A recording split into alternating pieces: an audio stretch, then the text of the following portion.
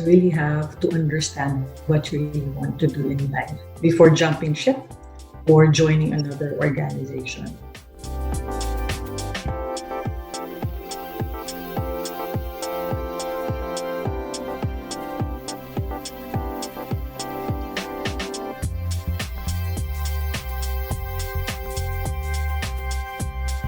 Hello, everyone, and welcome to Loop Me In. This is the podcast for job seekers, young millennials in the workforce, for the go-getters and the visionaries. In Loop Me In, we will discuss the new opportunities in the job market, trends, and innovations in different industries, and we will loop in thought leaders, corporate executives, entrepreneurs to pick their brains and listen to their inspiring success stories. By the way, this is Jules Rodriguez, and I'm co-founder of Plastic Tides, and our nonprofit organization is on a mission to clean the rivers and seas, not just here in the Philippines, but also in the entire world. I would also love to greet our listeners in the US, Spain, New Zealand, and Australia. We're also available on Spotify, Apple, and Google Podcasts, YouTube, Facebook, and Podbean. Change can be a daunting word, especially when you're planning to leave a job for another position or you want to work for another company. But if you're thinking of changing industries, that's even more complicated. In an article published by ABS-CBN in 2018, 88% of young professionals in the Philippines would consider taking a profession outside of their field of study, but only around 61% of the working Filipinos can claim that they have switched careers before. Most of the respondents in the survey mentioned three key factors why they worry about switching to a new industry. One is inexperience, two is lack of qualifications, and number three, the sharp learning curve. But change can also lead us to a better path, a higher level of career satisfaction. Better pay, and a better balance of work and play are just some of the benefits that you can achieve if you decide to switch lanes in your career. But of course, it doesn't always end that way. That's why a lot of people are still deciding to jump even though they are already at the edge of the cliff. The sad thing is, sometimes they just stay there and they don't do anything. But if you're listening right now, and you're that person who's thinking about switching careers, then this episode might help you consider taking that leap. Our guest for today took that leap during the first few years of her career. She's currently the Vice President of Corporate Communications in a multinational company, and she also served as a corporate communications leader for Ford, Total Petroleum, PGA Cars Inc., TELUS, and Concentrix before landing a job in the corporate communications arena. She also worked in the advertising industry with her last stint at HK McCann Communications. She was also a college faculty at Miriam College, De La Salle College of St. Benilde, and Thames International Business School. Ladies and gentlemen, it is my pleasure. We are looping in Miss Hazel Ludovice. Hi, Hazel. How are you? Hey, Jules, how are you? I'm good.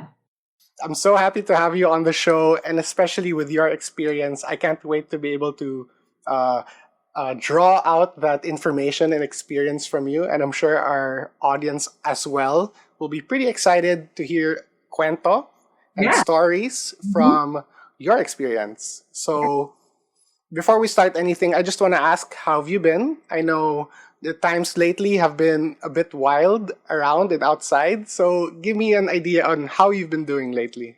I'm working from home. Actually, it's longer hours when working from home.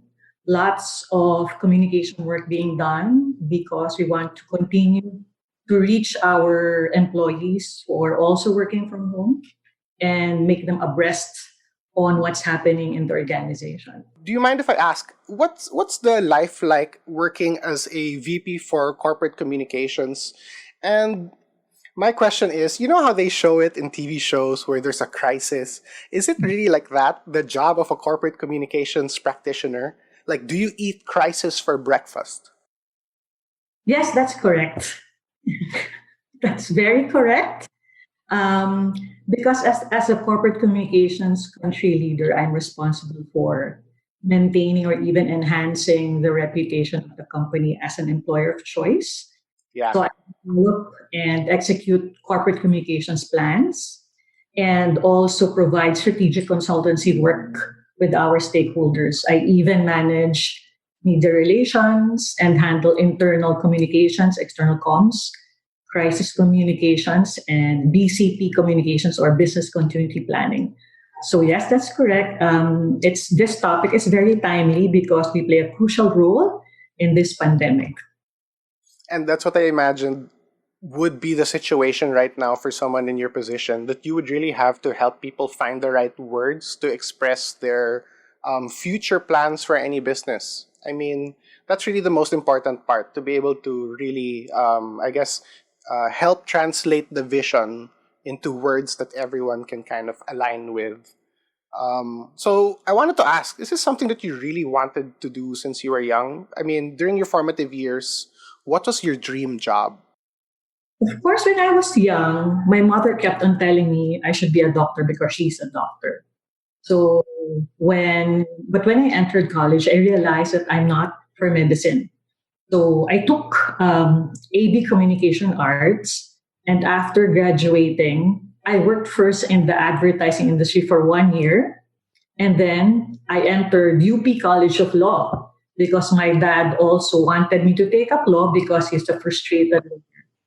But after 2 weeks, I quit. I realized that law is not for me. And surprisingly, I was the eighth who quit from our class. I realized that reading case studies, at least 100 pages per subject, that wasn't really for me. But I'm into marketing, creative execution, I'm into advertising. So the dean, I remember, told me that I should have thought about it before entering or even taking the entrance exam at UP College of Law because I should have given my slot to the other tested students. But I said, well, it's not my fault if they didn't pass. And it's a realization for me that I really embraced being part of the advertising, marketing, and now the corporate communications world.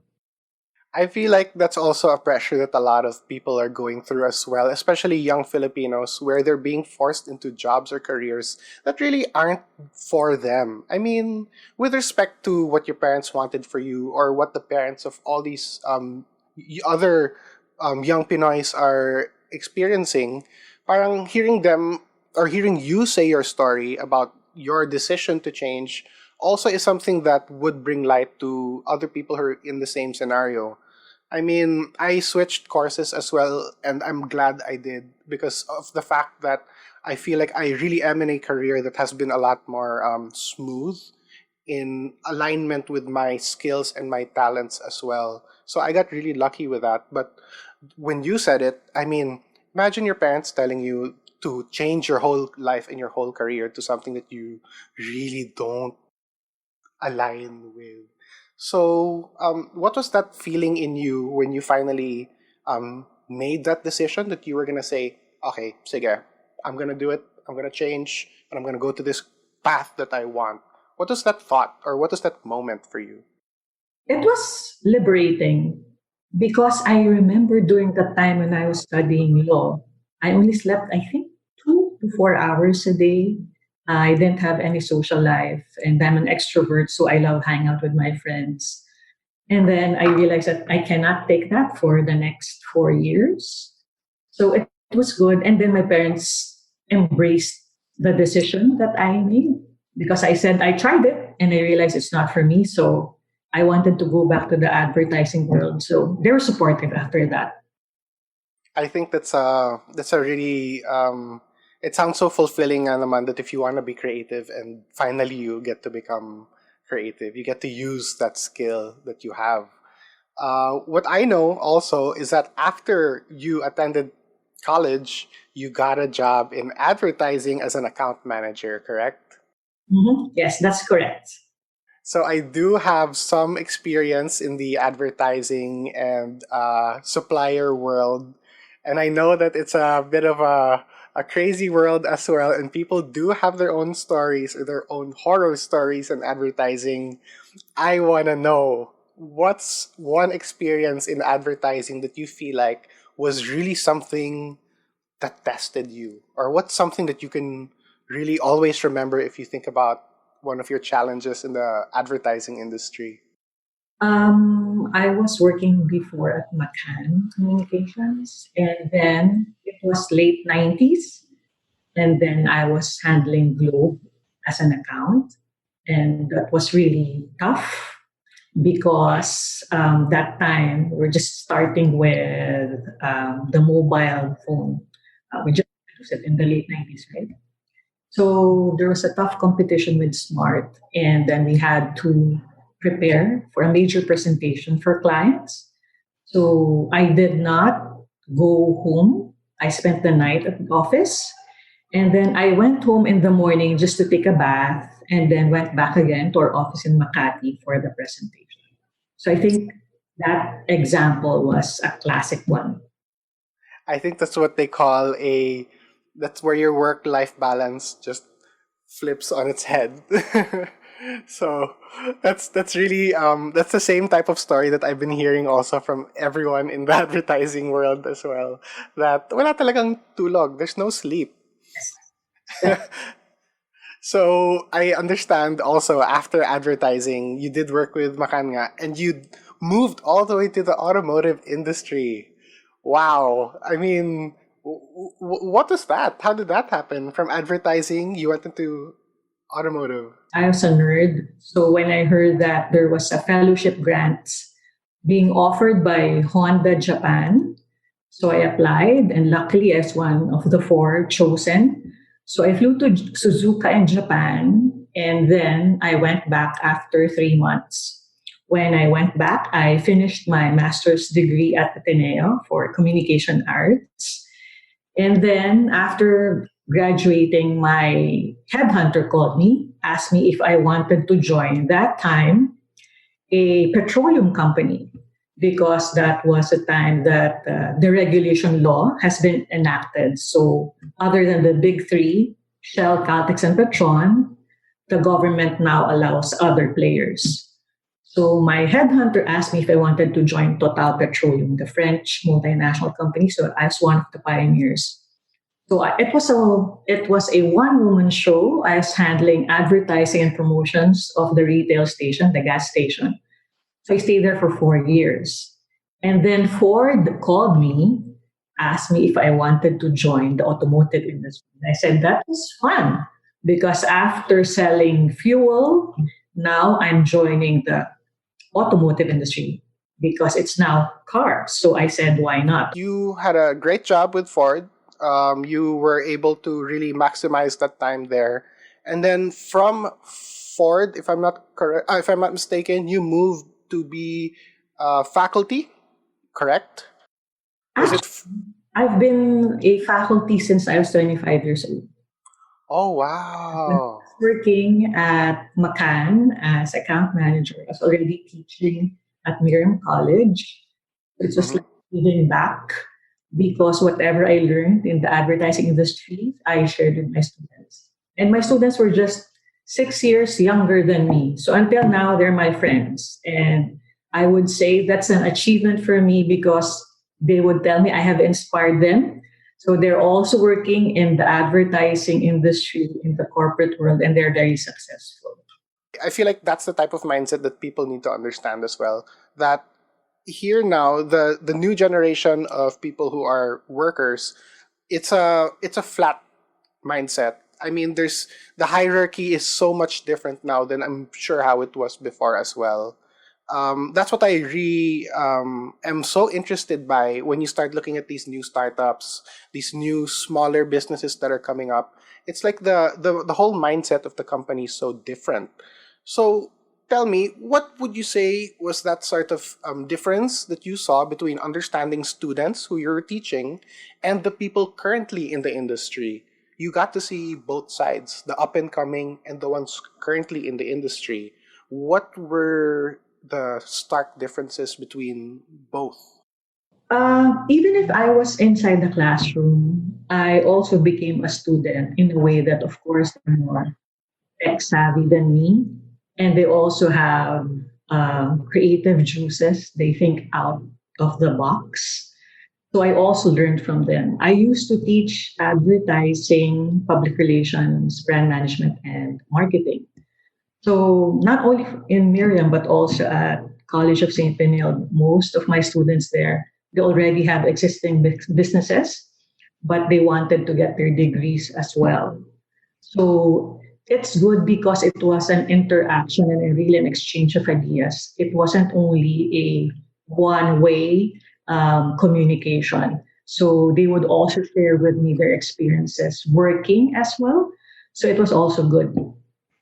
I think that I guess it keeps you up to date also with mindset, techniques, or even what's trending in that sense in terms of methods or even artistic styles as well. Exactly. So, because I also graduated from Benilde, so that also helped me understand the fact that a lot of students from Benilde are hard to teach. To be quite honest with you. And what was that skill that you feel like you had that allowed you to understand such a an abstract community or such a mindset of creatives? You are a creative yourself, but ano yung, what skill do you feel like worked best for you? Because I always have an open door policy. So they can always reach out to me for any questions or even consultancy work. In fact, I was also a thesis advisor for both schools in Miriam and also in at the College of St. Benilde at CSB for products which they're thinking of selling, and eventually some were really successful. So it was also a proud moment for me because in a way I was also able to help them in their small businesses. That's something that I also feel like I should have listened more to in school to be able to really create your products, your branding. I mean, just to create a package. But that's why we have this show so that a lot of people out there who are looking to really amp up or to step up their game would be able to learn, especially from experts such as yourself. So, right now, Hazel, you are working with the country leader for corporate communications in an IT business processing management company. But before that, you also took a role as a corporate communications leader and head for Concentrix and Telus, if I'm not mistaken. So, what were your more memorable experiences with that industry? That's also different. I mean, It's a BPO. yeah, I mean, it's such a big shift. So, how did you adjust? I would say the most memorable was when I was working at TELUS. TELUS is a Canadian telco company, and it's a telco company. It's like a globe, but in the Philippines, it's an outsourcing company. So way back in March 2015, I remember I had a Canadian boss, and then he called me. I worked mid shift, so it was a Saturday morning, and then he said, "Hazel, there was there's an ox in our office," and I said, "What?" I couldn't really understand what he was saying. And then after hearing the details, I realized that there was a carabao together with 29 other carabaos and 9 cows inside a 10-wheeler truck, uh, which came from Naga in Camarines Sur to be delivered to Mega Q Mart in Cubao. Although my office was based in Discovery Center in Ortigas, we also have an office at Telos in Cubao, which was just across farmers market. So the Carabao apparently managed to escape at 3 in the morning after it was unloaded from a delivery van. So I think he was too dizzy from the long travel. So he attacked two men, went to Aurora Boulevard, and then a call center agent was attacked. And the Carabao entered a lobby of an apartel before entering the reception area of Telos House Araneta. where it was finally contained. So good thing our receptionist was tiny, so she was able to immediately jump and leave her station. So our main concern was the employee safety because most of them were going home, coming from their night shift. So I was offsite. I was home. So I had to coordinate with the head of security to cordon off the area and not to let any media people inside. So I have directed him to direct any media inquiries to me. And it also helped that our HR head was in the office when it happened. So the barangay officials and even the butcher wanted to kill the carabao while inside our office premises. And of course, we did not allow that because we are respecting the rights of animals. In fact, the campaign of our company is the future is friendly. So what we did was we called for a veterinarian and then we asked him to sedate the aggressive animal. So we did not harm the carabao. And eventually, they were able to get the carabao. That was really memorable. So there was really a running joke saying that the carabao went amok because he wasn't hired at the call center because carabao English. Or so that was my most memorable experience there. Oh my gosh. I mean, you had a carabao, an ox, or a water buffalo, or whatever the correct terminology is, enter the office. And that was one of the crises that you had to handle. I, Yes, it was featured in several news outlets, even in ABS-CBN News. But we were able to handle the crisis well. It was a challenge, of course, at that time because there were lots of people outside the office who wanted to get inside the office premises, especially with working the barangay. that's the mindset that I feel like we need to practice. The calm under pressure. I think that's really the beauty of crisis management is when you really find your zen when everything's kind of everywhere.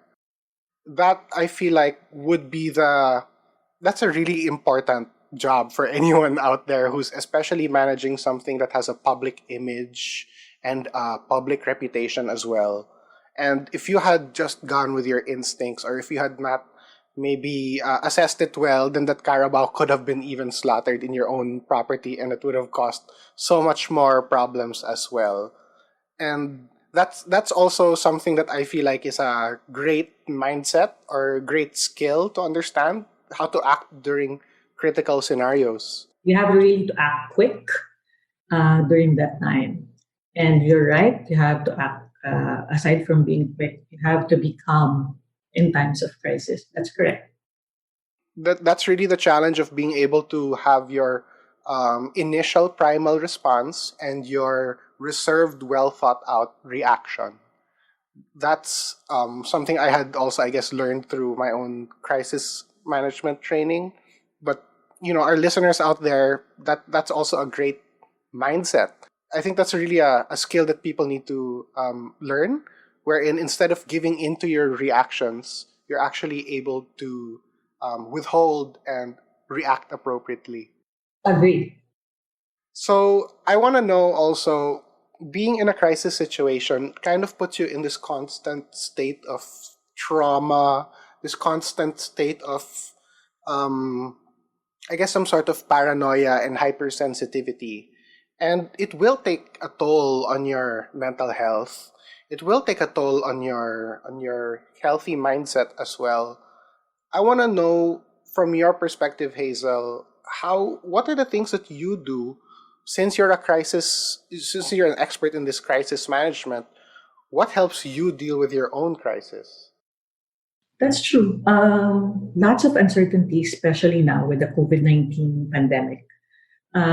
Because the challenge with handling crisis is you do not know when it will happen. So you have to act quickly, as I mentioned earlier. So in my case, aside from praying a lot, it also helps that I have a strong support system. I always get in touch with family and close friends. because that also helps a lot. And I also exercise, even at home, because you need that. You need to also clear your mind. So meditation would also help. I want you to imagine this then. I am a young millennial or Gen X, Gen Z, and I'm trying to switch or trying to look for a new opportunity, trying to find a new job. This COVID crisis affected me so much that I'm even considering leaving my job and taking on a new role. What would you say to someone like me who right now is at a turning point in my life and I need advice from someone who's seen the distance in the industry? What kind of words would you have for someone, for example, like me? My take on that, Jules, is you really have to understand what you really want to do in life. Not everything is about financial reward. Are you happy if you pursue that career? Will it be lesser stress for you? Will you be more fulfilled? I think these are the types of questions that you have to answer before jumping ship or joining another organization. I had a discussion with someone the other week about how changing careers is kind of like jumping stepping stone to stepping stone. How would you know when to jump? Well, it really depends because for some, they're not risk takers. So they still hold on to their jobs. For some, they feel that it's really a promotion, for example. That's why it's more rewarding, better opportunity, so they take it. For some, for example, they cannot anymore tolerate their boss or their supervisors or their colleagues. So different factors. So it really boils down to really assessing yourself what you want to do in your life, which would make you happy, which would address your dream. Will, for example, a low paying job, but more rewarding, be fulfilling for you rather than a high paying and stressful job? So you have to understand all of those factors before jumping to another uh, work opportunity. So, to add to what you're saying, these are the factors. What are the symptoms? How do you know that there's already friction or there's this misalignment with you and your job versus your career? What are the red flags that people can kind of watch out for when it starts grinding on them? Maybe if the environment is toxic already, if you don't see your future in that job because the boss is not supportive, if, for example, it already strains your health, whether you have so much anxiety that you cannot sleep at night, for example, you are too stressed as well, and it's affecting your mental health. And for example, is you dread every time it's Sunday night because you're going to work the next day. I think those are red flags. Fair. I feel like that's really and a lot of people are really experiencing that now. I mean, I feel like this pandemic has kind of distilled that feeling inside people. It made them ask themselves, "Is this really the job I want to do?" I mean, there's a pandemic going on. Do I really see myself doing this as my life and my career? And I just want to circle back also on your experience with the BPO industry. There's a lot of misconceptions as well about the Philippine BPO industry. And because people like to talk, people like to give their own experiences. I want to know, what do you perceive as someone who's been there? What are the misconceptions of that industry that's stopping people from joining it?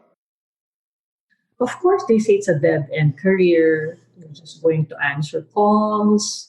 And then, of course, it's not healthy because graveyard shift. So, fortunately, in the BPO companies that I've worked for, we have various programs. For example, training programs for skills development.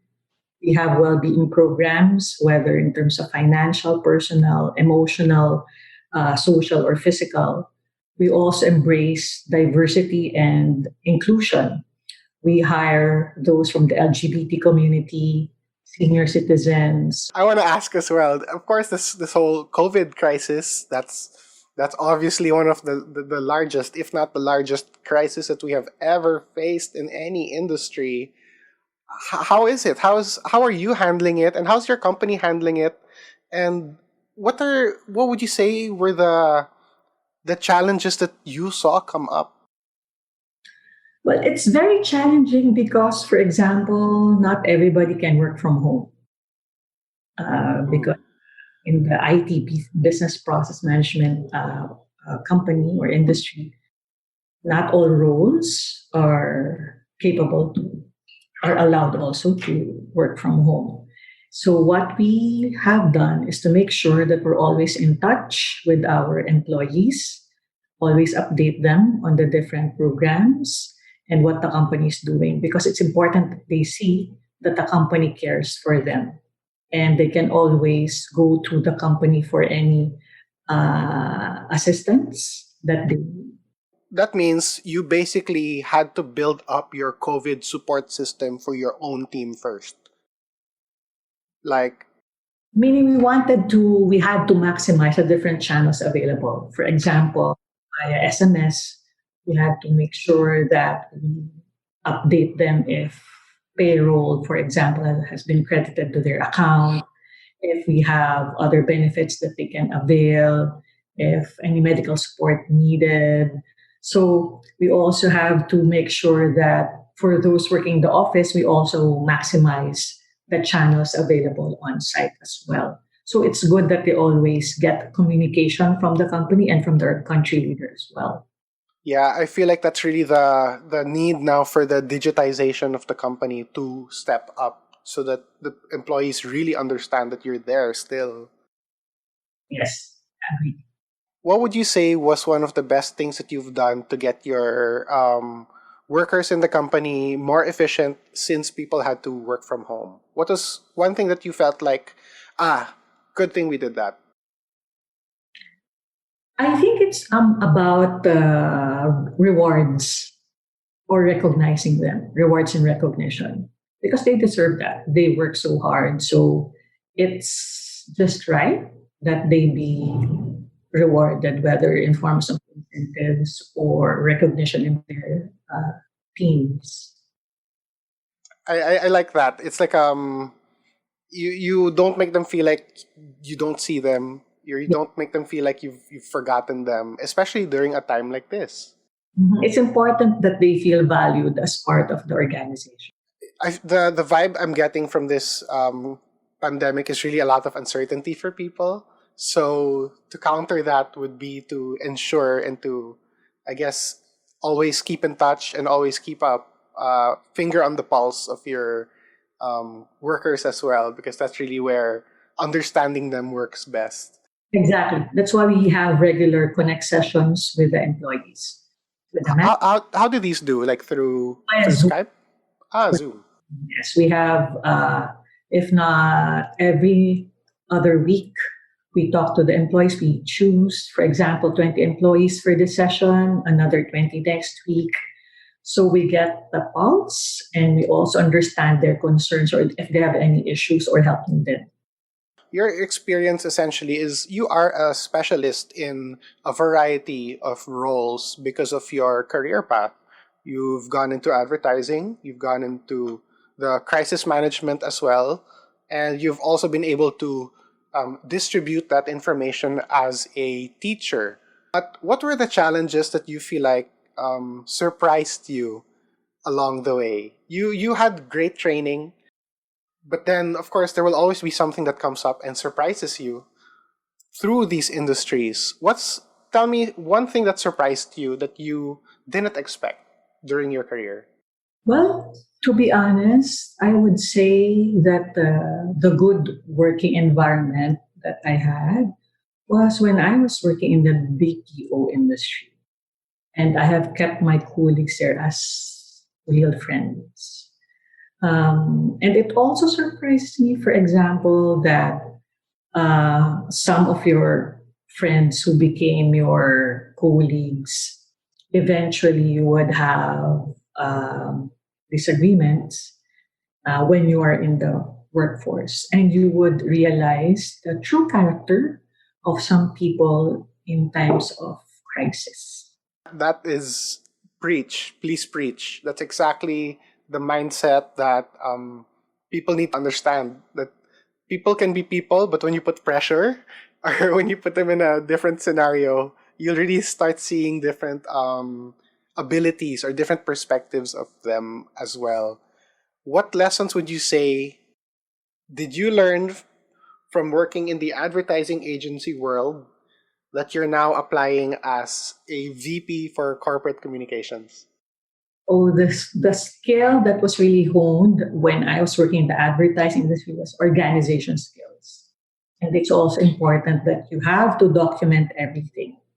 And other than that, it also matters that you have good relationships because you wouldn't know, for example, your colleagues 10 years, 20 years ago would be your boss in the future.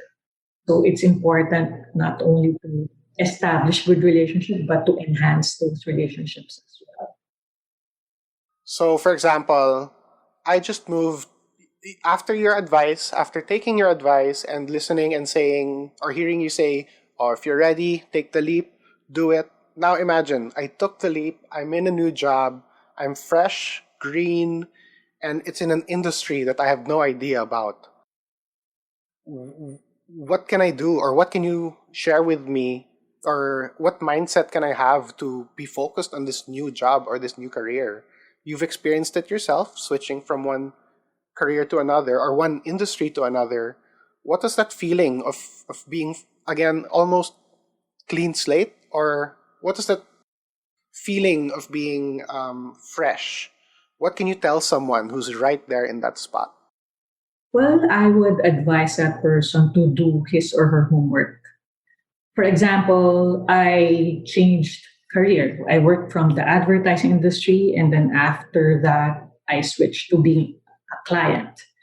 But I had to do my assignment in terms of reading, understanding, learning about the industry. So from petroleum to automotive to business process outsourcing. And at the same time, you have to be open to new ideas.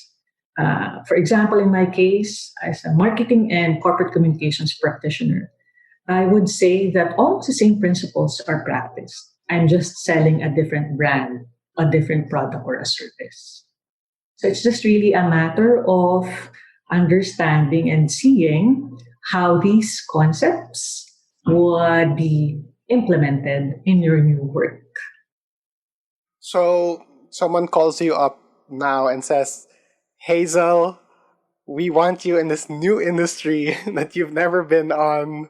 Will you still take a job or a position different from your industry now? I mean, would you? Yes, why not? I've been always open to opportunities and new challenges. That's my mindset. I'm a risk taker. I love it. I love it so much, Hazel. I feel like I learned so much from hearing you talk about your experience as well.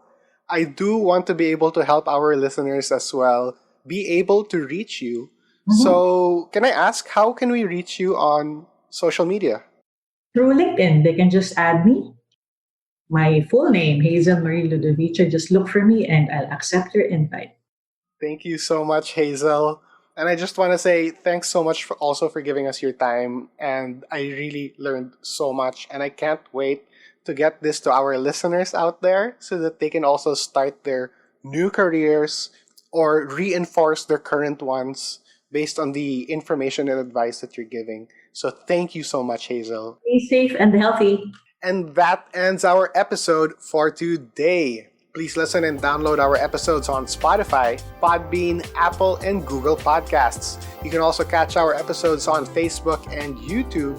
Please follow Connect Podcast's official social media accounts, and you can also follow me on social media as well. This has been Jules Rodriguez, and this is Loop Me In.